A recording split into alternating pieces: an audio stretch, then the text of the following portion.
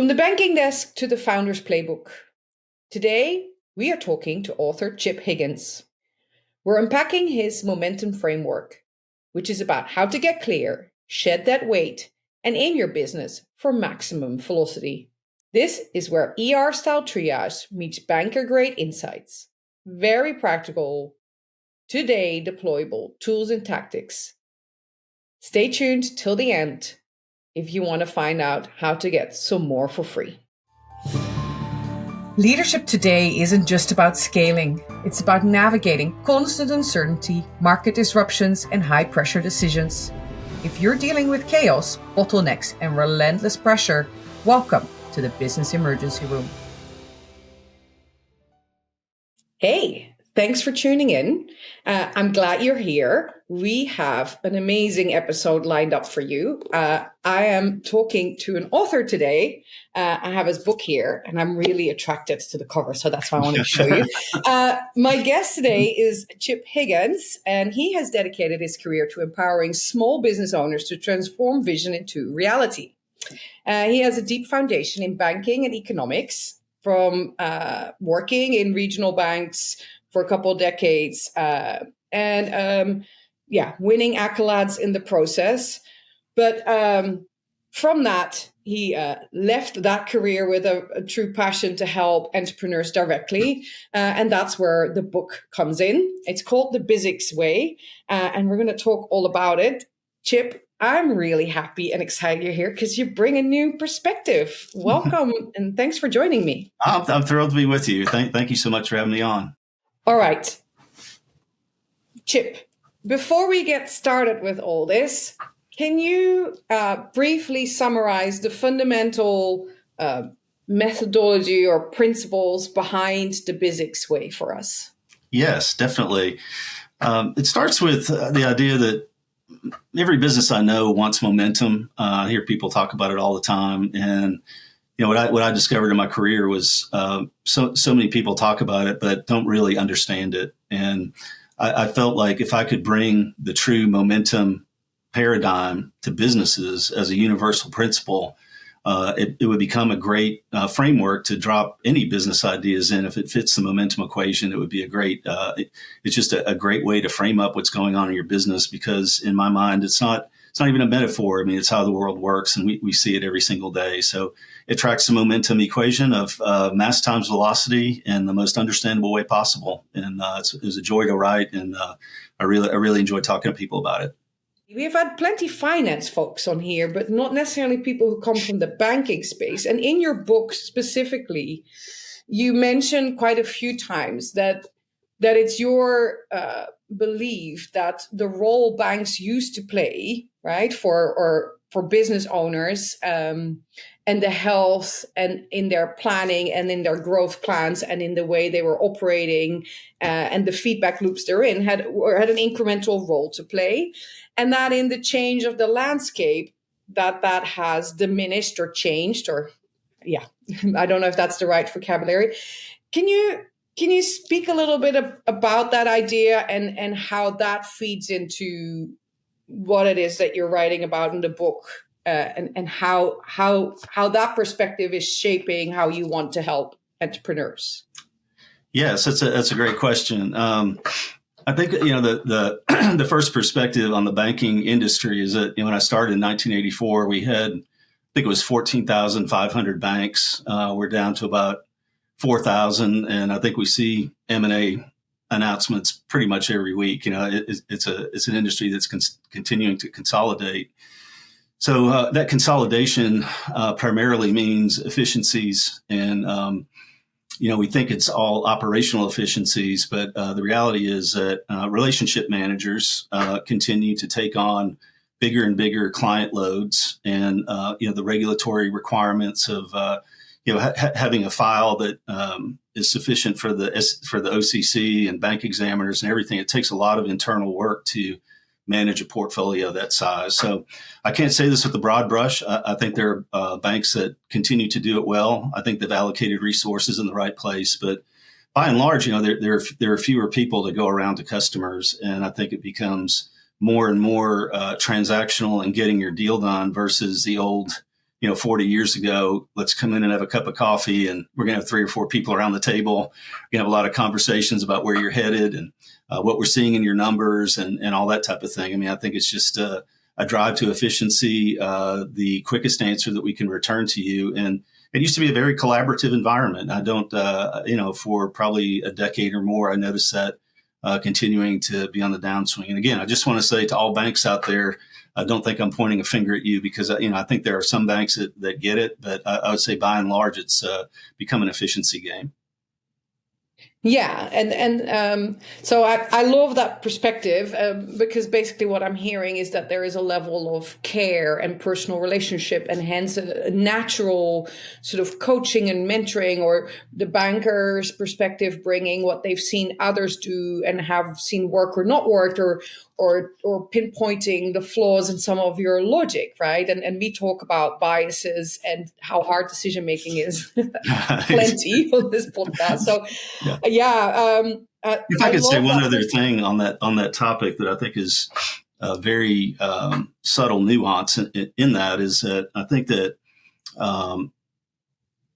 beyond the idea of giving advice and just batting things around with business owners as they're thinking about doing things with their business, is the line of questioning to really understand what's underneath the numbers. And, it's very easy in this day and age to grab 3 years of tax returns, whatever it is, bring it back, get it spread. And it looks like, well, there's adequate cash flow coverage. But, there are just so many things going on in a business that move it forward, that keep it viable, that, bankers ought to have a much keener eye about things like culture, things about strategy, strategic goals for the company. And I think that's a conversation that doesn't happen all that much unless you really start getting up into middle market, high-end commercial middle market, where, there's 8 figures on the line with the bank. There'll be probably 5 people asking those questions, but, the loan relationship managers is probably not going to do that on their own. And, not everybody borrows 8 figures. And I think that's just a really important tension in the system, that your banker should be the person you trust to ask you the hardest questions. Yeah, and unfortunately, it also means that there is just more available to anybody who's operating in a pretty standard or straightforward line, right? And this world, we all know, needs actually the unusual and new and difficult and other type of solutions. And unfortunately, the due diligence around that is typically disproportionate for a banker. And if they're managed by numbers, that's not where they start. Right? Talking about innovation, and you are a banker, but you are actually talking about physics principles. I'm an engineer, so makes me happy. But that's a lot of the jargon also that you use. One of the first things that you mentioned in the book is about, and we touched on it a little bit, is the worry as to where people get their information, right? And where they, can you talk a little bit more about that? Yes. In the void, people go where they can, to find information. And not all information is equally reliable. And, I think, first of all, there's a reliability issue that the internet, all the social platforms and everything have brought on, that, is this an amusing thing to keep people's attention, or is it a deep principle that's going to guide people along the path? I mean, I think that is just a really critical distinction to make, is, where are people actually getting their information? But the second part that is equally important, and I think why I wrote one of the big reasons that I wrote my book, is the context of it. And, I had a CEO, a bank I worked for, and he had this, when we were getting off track, he had this saying that you're putting the emphasis on the wrong syllable. And, I mean, you can get locked onto an idea that seems really exciting for you, but in the context of where your business is, it's not really the most important thing that's going to build or sustain momentum in your business. It may be on an important list somewhere, but having them all come together in a formula that is universal momentum. I mean, that's what my book is basically applying the momentum formula to business.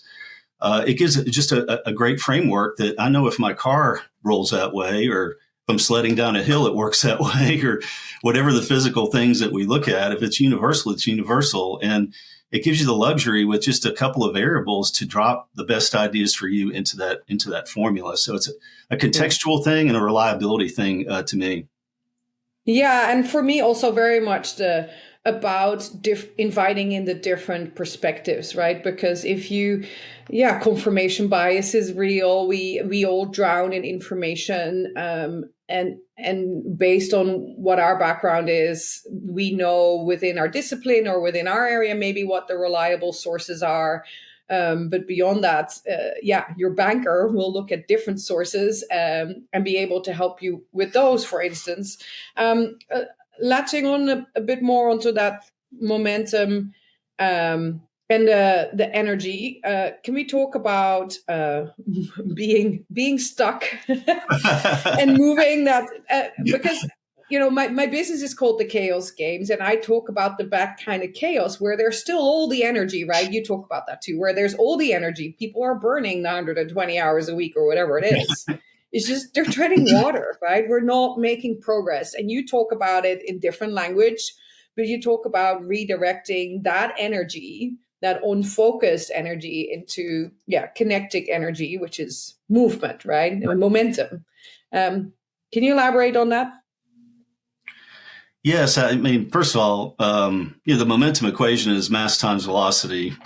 Energy doesn't explicitly show up there, but it underlies the whole thing. I mean, I think we understand that we have to have energy to move forward, and I think in general, business owners have a lot of energy. I think they're committed to the pathway that they're on, but I don't know that it's always directed in a really focused way toward their ultimate goal. And I would say not so much in middle market, upper commercial kind of enterprises, because I think they have a great planning team usually in a business like that. But, smaller businesses, owner managed, the owner's still the financial decision maker for the company.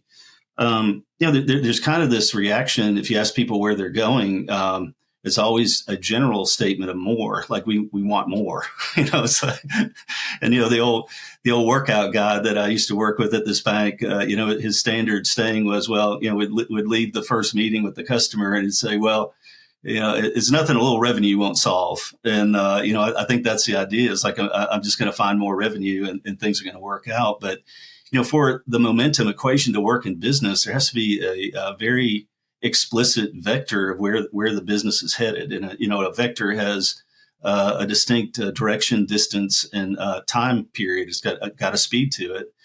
And I would say that, a lot of businesses aren't in that mode. I think there's a lot of energy that is not focused toward, a very linear objective. And once you have that objective and you have a line towards something, you can start understanding how things that are popping up around you are interacting with that vector. I mean, it's a crazy world of vectors that are out there of, economic activity, regulation, employee, the labor pool, the labor preferences, customer preferences, I mean, all these different things that are competitive environment is, just a huge one. And, we can't be naive about the game that we're playing in. I mean, it's a violent, destructive game, capitalism.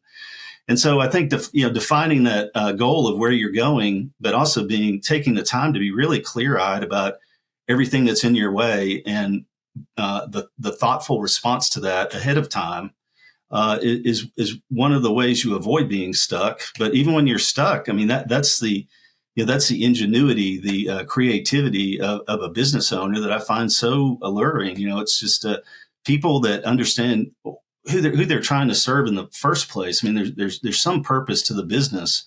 And if you pull back and say, well, I'm still serving it's still a segment. Like how am I going to get to them? I mean, I'm not, my message is not getting across, or my product isn't differentiated enough anymore. You start making these decisions about how you're going to show up and be the market share leader, or the one that's winning market share at least. So I hope that answers your question. I mean, I think it's, the specificity of it is the critical part, because we all have energy. And, I point out in the book, you can have the most energy and spin around in circles. It doesn't really move you along a path. No, and maybe we should actually go back to the book itself and the structure or the methodology, right? Because effectively, it reads as a very simple yet very thorough outline of how to have a look at your business and say, okay, I'm spinning here. Right. I want to spin there. Yeah. And how do I go? How do I make that leap, but actually do it sensibly? And potentially in the process, you find out that there is some stuff around spinning here that needs fixing also first, Right. before you Yeah. do the leaping, right? Yes. So, I Yeah, mean, and because you talk about physics, you talk about speed, a different way to describe some of this is getting your house in order, right? Or getting enough of your house in order and figuring out what needs to be in and what needs to be out if you right. want to really create that value. Speed is also the big excuse at times, right? To do the cleanup work, because it's like, well, I'm already running. I don't want to stop or pause. And I think the book really logically lays out what determines speed, and effectively surfaces, right, why it's kind of a bogus excuse to say, well, I'm already running, I don't want to Yeah, I think pause. I'm sorry to interrupt you, but No, go ahead. there's something in that chapter on energy that I think it's one of the it's one of the last things that I say in that chapter, but I think it may be the most important part. Is that if you're an engineer, you probably know this equation better than I do. I get the gist of equations, but I could never solve it on a blackboard. But when I started talking to my friend Marcus, he's a physicist, to kind of guide me through the equation. One of the things that came out as we were talking about velocity is speed. And he made an observation to me that whatever the formula is for speed, basically maps out that speed and energy have a direct relationship, but it's a squared relationship. So if you want to go twice as fast, you need 4 times the energy. If you want to go, 3 times as fast, you need 9 times the energy. And I found that so true in business. I think that we sense the energy requirement to move at a certain rate or even accelerate at a rate. And so to me, the idea of having the energy to fix something while you're simultaneously cruising along at a very rapid speed is, I don't know, naive at best. Sometimes in a motion field in physics, it's okay to pull back and assess and gather your energy toward the point where you're going to have a breakthrough. And I think that's so true in business. I think we get really caught on to moving forward, that the pauses are painful to decide upon, that this is different today than it was, and we need to regroup, think about how we're going to go at this, and have the courage just to go to the bank. If you're in a lending relationship, to say, here's all the cards on the table. This is what the next year is going to look like. We're regrouping, and we have a strategic focus. The way we're going to solve this is to move in this direction or to change this part of our business or whatever. And most bankers I know are very appreciative of that. I mean, it shows the thoughtfulness of the leadership team and just the reality around how much you can possibly do in a business. I mean, it's. Yeah. I say this almost every time I'm on a podcast or on the stage with anybody, is that I've seen more businesses run out of energy way before they ran out of money, and we have to be realistic about what we and our teams and the entire organization are capable of. Yeah. And I just really love the analog, because if we're running full speed, at the straightest path in our direction, that's way more effective and costs way less energy than taking this meandering path, right? Because we don't have clarity where we're going. Mm-hmm. And equally, all of us can understand, and we don't need to be engineers, that if our car is loaded with a whole lot of luggage we don't need, right? That we need disproportionate amount of energy to keep moving, right? Mm-hmm. And so if we manage to ditch that first And then we get the speed almost by itself, right? Right. Yep. That's right. Yeah. So to me, I just really love the structure with which you lay this out in the book, because I think it really, to me, as looking at the kind of clients I work with and the situations I see, I so feel and see the natural tendency that we have as a leader, because I've experienced them too, saying, yes, but the market, yes, but the competition, yes, but Mm-hmm. right, all these external factors, which Yeah. are the things we can't control. And so they're the ones that disproportionately impact us, as in, I need to keep that at a level where I'm Right. comfortable. Yeah. But that doesn't actually aid in being successful, right? At some point, and you talk about chaos, right? Being in Yeah. chaos, and kind Yeah. of being in the spinning. Um, let's talk a little bit about the people part of things, because you Mhm. also very much talk about empowerment, Yeah. and that is one of my favorite other subjects, because to me that is very much part of the energy equation, right? If you want your people to embody the kinetic, forward moving energy, you need empowerment. um, and I always think of empowerment as action is reaction.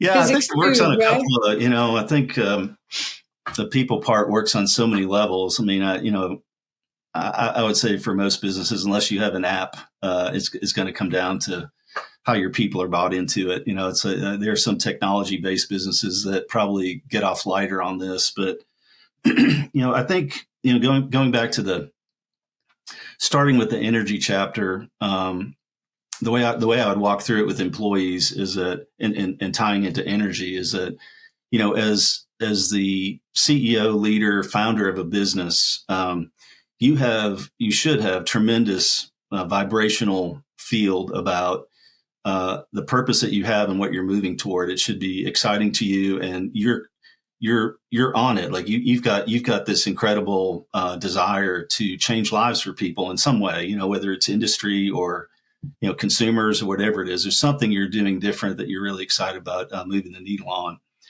But then you kind of run into this issue of you've got to get other people excited about it too.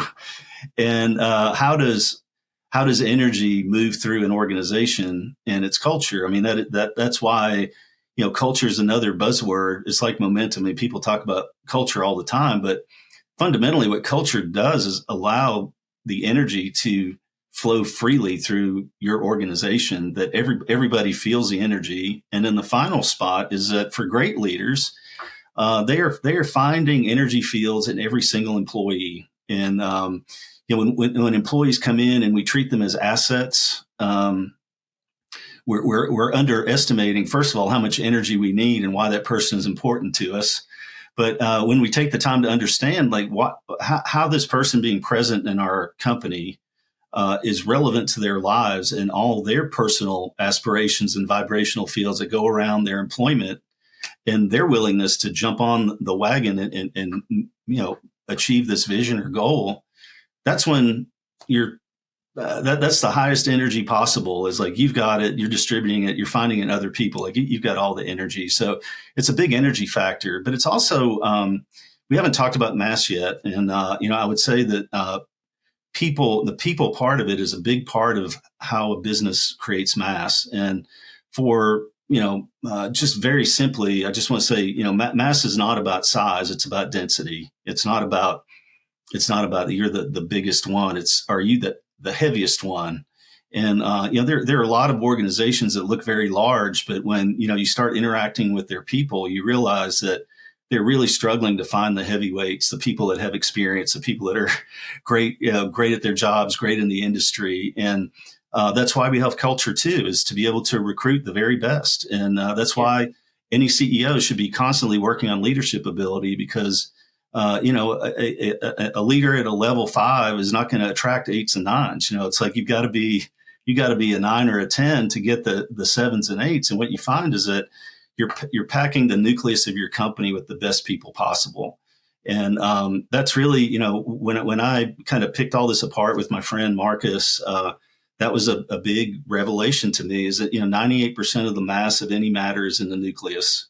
And the rest of it is packing, the way everything is packed into it. So if you stop and think about what's at the center of your business, it's you, your leadership team, probably, some other key employees, and, a value proposition that needs to be the best in the industry. I mean, that's really what the mass is in the market. So the employee can't be ignored for that reason. And they're appreciating, you can look at them as an asset, but, at a minimum, take an approach that they're appreciating assets too. And, as you give them opportunities and help them grow, what you find is that your company becomes weightier and weightier in the market, and the one that's it's got the speed, but it also has the mass to push people out of the way. So, it's a lot on employees, Maartje. I mean, it's we can do a whole 7 episodes on that alone. But it all comes also back to that to energy too there, right? Because if you so mass is what I'm hearing you say, is the stuff in your business that actually contributes to what your business really is, right? And so people are the biggest chunk of that. But then, of course, if you have people spending time on busy work or being disengaged or only half involved, still part of the energy that does get generated goes into these people spending that time on things that are not actually contributing to your business, right? So directly impact speed also, then again, very, very logic to me. Yeah, unfortunately, but I think there's always the other part of it too is, part of the mass to me is the systems that you build to support the business. And that ultimately flows into the last chapter in the book, which is about leverage. What are the things that we push on when we want to move forward faster than, a normal rate? And, many of the functions in a business that are, I would say, tedious or seem like a waste of time, they might be in this day and age for a human being to be doing them. But I think that sometimes we have an opinion of people that is all that they can do. And I think, when you start involving people in the design of a process that they can be accountable or responsible for, you discover oftentimes, a genius at the line of scrimmage about how you can do that and make it durable and make it really inexpensive. And, I've seen that so much over the years, even in accounting functions and banking, just what it used to be like when you tried to get numbers from a company, and it was all paper. I mean, even back in the late 80s, it would be people would bring out handwritten ledgers. It would shock me, but now you look at it and it's like there are and the variability, the errors in the numbers. I mean, all of it. Now you look at it, it's like, well, we've built some really good systems for people to be able to produce reliable numbers very quickly, and I think that's just one example of it. It's you want to guide people to their highest and best use, and their innate talents and who they are as people, and trust them. I think that's the hard part for business owners, is that true empowerment involves letting go of something and trusting that people right at the line of scrimmage know what's going on probably better than you do. And that's a really, really difficult challenge for people. Yeah. I want to bring the conversation to a close for today, unfortunately. So, Chip, after hearing you here today, where do they go if they want to work with you, or they want to learn more about you, if they want to learn more about the book? What do they do? Yeah, definitely. And honestly, I mean, I'm a really easy person to catch, and I love talking to business owners. So please don't hesitate to reach out. My email is just chip.higgins@bizix.com. And if you send me an email, we can set up a calendar and just have a chat about where you are. And I think that's a personal way to do it. My website is www.bizix.com. And I have a personal website also for speaking and workshops. It's a good thing that in this world there is somebody like you and somebody like me. We are effective in different types of situations. I think that more of us should invite in that outsider perspective earlier, because to me, that's also a major factor in the speed, right? Yes, right. So the BizX way, powering your small business to maximum momentum. Yeah, and if I could say, it's on Amazon, And it's I've got hardback, audio, and Kindle. So the book itself is very accessible if you want to read it. It's very easy to read. Yeah, and I think this is one where it's actually nice to have the hard copy or to have a paper version because there's some practical stuff in there. And it's a good one to highlight or scribble in. So thank you for tuning in this week. I hope to have you back in the next episode. Bye, everybody. Thank you. That's it for this episode of the Business Emergency Room. If you are currently dealing with chaos or disruption in your business, please reach out. You can email, text, or call, and I will find a way to connect with you within 24 hours. I've helped others steer out of the storm, and I know I can help you too. Talk soon. Please like, subscribe, and share.